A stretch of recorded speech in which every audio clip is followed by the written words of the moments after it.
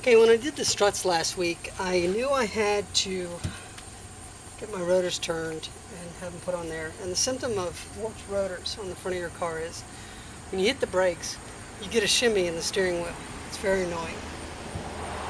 And a lot of times the reason that happens is when you get a new set of tires put on and they tighten the lug nuts, they do it with an impact wrench. And say they tighten this, when they tighten this one, they've got 100 psi at 5 CFM. 90 psi, 5 CFM, 40 psi. So what happens is the lug nuts get torqued unevenly, and when the whole assembly heats up, everything warps, everything expands at an uneven rate, and then you get warped rotors. So that when you're driving along, everything's smooth, you hit the brakes, it goes like this. So these are some of those cheap Chinese rotors you can get at Advanced Auto Parts for like 50 bucks a piece.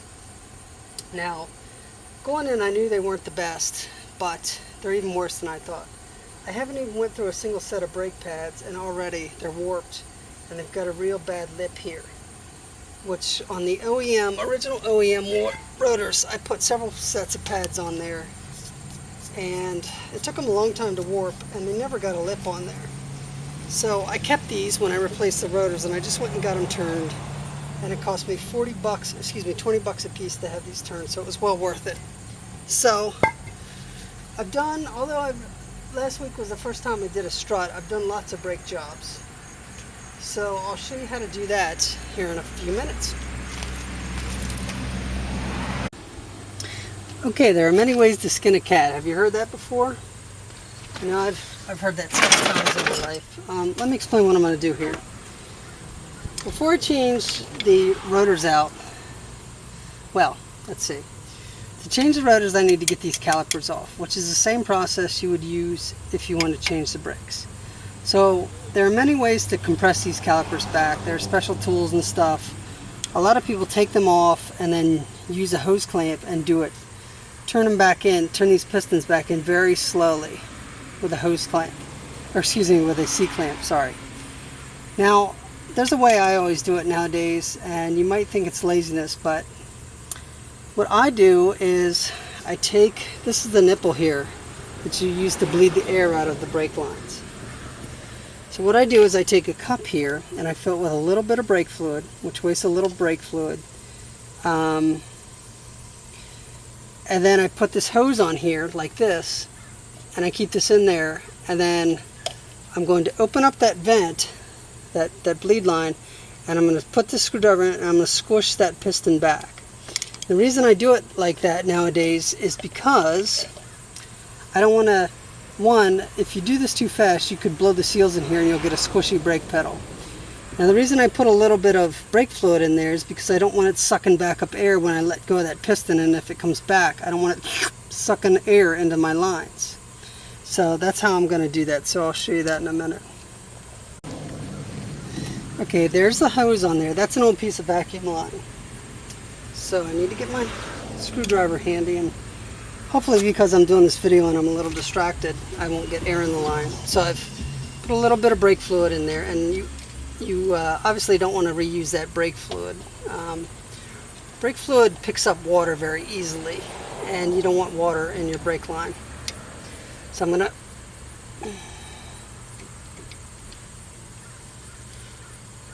to open this. I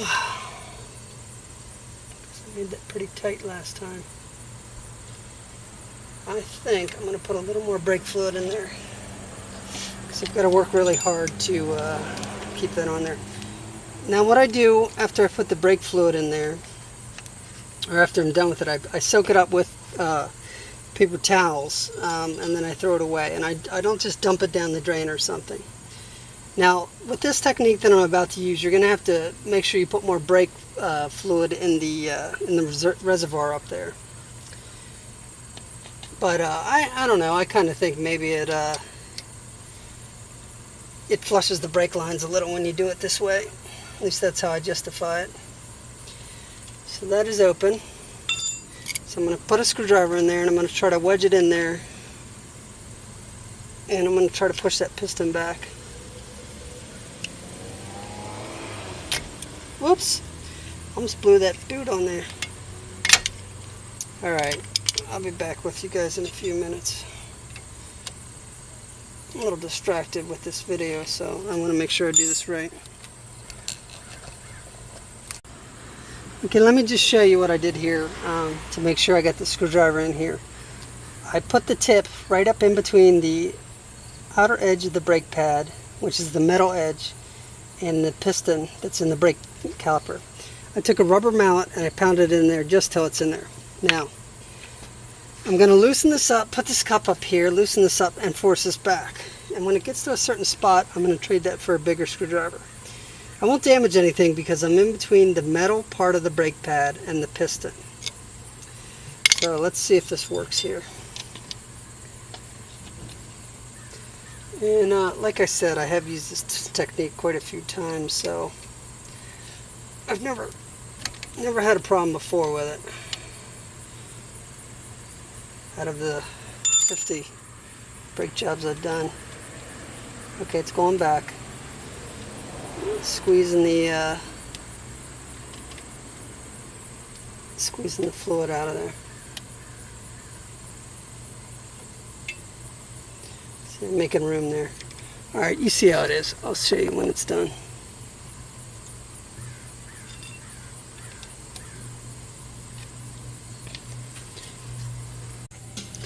Okay, now I pried that back with the screwdriver, and then I tighten the drain back up. So you put a screwdriver in here in between the pad and the caliper, and you just push it back. Sometimes when I'm getting really lazy, I'll put my screwdriver in between the rotor and the pad and pry it back. I've never had an issue with that either. So now that I've drained that fluid out of there, see how disgusting and orange that brake fluid is? That was clear when I started. But since I've drained some out, I got to put some back in the reservoir.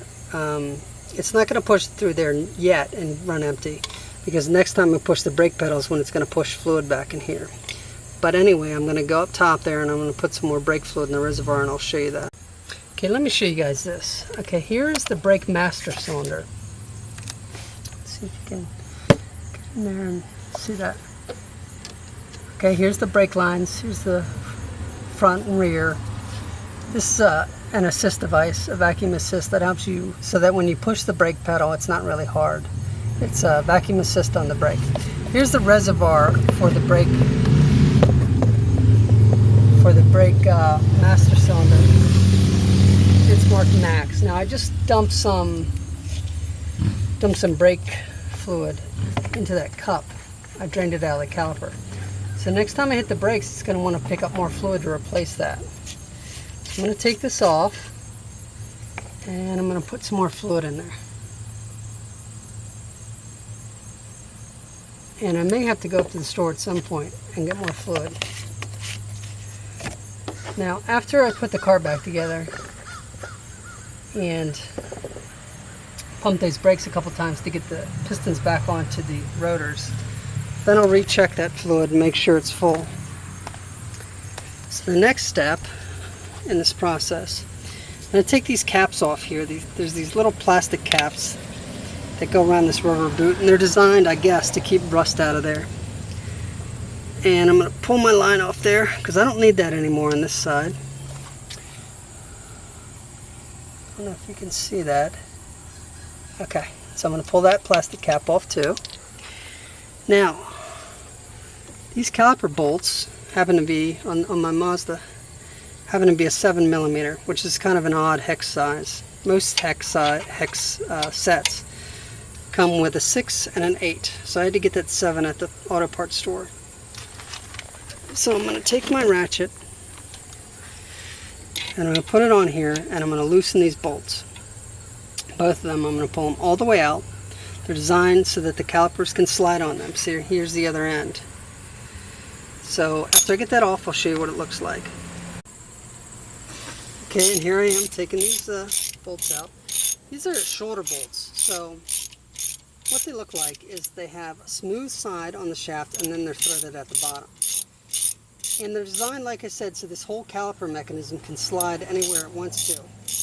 And the reason it does that is so that you don't have brake pads that are worn on one side and not the other. So this device is designed so that when you apply the brakes, it wears the pads unevenly. Because you can imagine if you had one pad that was done and the other pad full, your brakes wouldn't last as long. So I just wanted to show you that. Okay, let me show you what these shoulder bolts look like. See how they're smooth here? They're just smooth shafts, and then they're threaded at the end, which threads into this part, so that this whole caliper can slide back and forth. I should be ready to take this off now, unless I'm forgetting something.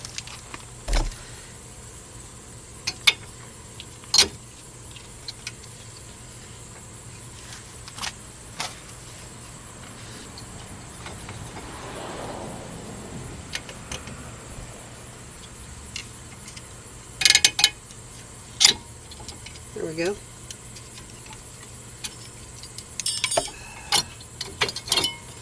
And there we go. There's one brake caliper right there. Okay, that's the back pad. Here's the front pad, and they're pretty much even. Let me show you. And to my mind, they've got plenty of pad left, so I don't need to change them. But anyway, this fits in there like that. Can you see that? Let me see. And then the whole rotor assembly goes in here, and these things squeeze together like that. So I've got to take these off to get that rotor out. So I'll show you how I do that as well. Okay, so I'm going to try to get these bolts out. I imagine they're going to be tough.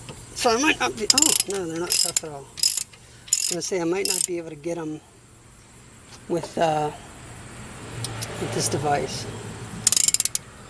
So I'm going to pull both these out. There we go. And I'll show you when I have those off.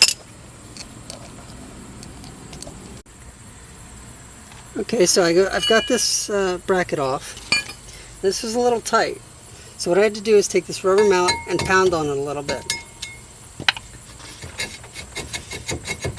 And off with the bad rotor. Off with the cheap Chinese rotor. On with the turned OEM rotors. Now, of course, there's no left and right rotor. A rotor's a rotor. It goes on the left, it goes on the right. So you don't have to worry about that. So I just put this back on here like this. It slides right on. So then I'm going to put this bracket on, and then I'll put the brake caliper back on, and I'll show you what that looks like. So just FYI, if I did get any air in the line, it's not a big deal. I just have to wait for my wife to come home, and she's going to pump up the brake pedal for me while I bleed the air out. It's not a big deal. It just takes two people. So I just thought I'd mention that. And I'll be back with you when everything's back together. Okay, so I'm just going to tighten these shoulder bolts back up. I'm going to do them both. Then I'm going to put that spring back on, and I'll show you me doing. Okay, so they're not quite tight yet, but instead I'm going to put them on now. These springs, that is.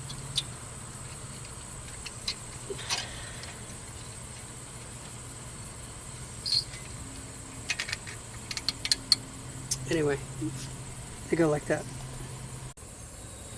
Okay, so to get that spring in, I put the bottom in first, and then I put the top in. It's not quite in, and then I took a screwdriver and I pried this spring around here. Now I'm going to hit it with a rubber mallet, and look at that, right in there. So I'm going to finish tightening these. That one's snug, it's not tight. I'm going to tighten it in a minute. And as soon as I get these tight, that wheel's back together. I'll just have to put these plastic caps back on. Instead of using brake cleaner this time, I used the paper towel because these were kind of dry smudge marks, and I just wiped it off. So as soon as I get these tight, put these caps back on, I'm ready to put the wheel back on, and you've just changed your rotors, and the other side is exactly the same. Okay, I just wanted to show you this. I normally wouldn't climb in the car with it on a jack and a jack stand, but I want to show you how this caliper is going to push back out, push these brake pads together. And when I push on these brake pedals, this brake pedal, I'm going to do it very slowly. I'm going to push it slowly all the way down, let it come back, and then do it again. I'm not going to be in a hurry doing this, but I want you to watch this.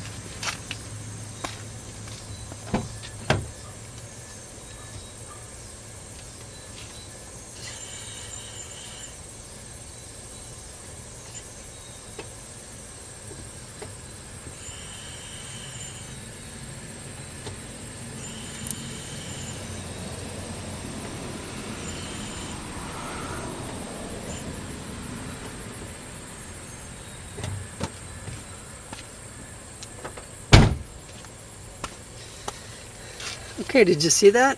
And now I've got a nice firm pedal inside. No mushiness. So I've already filled the reservoir. You saw me do that, so I don't have to worry about the reservoir getting drained.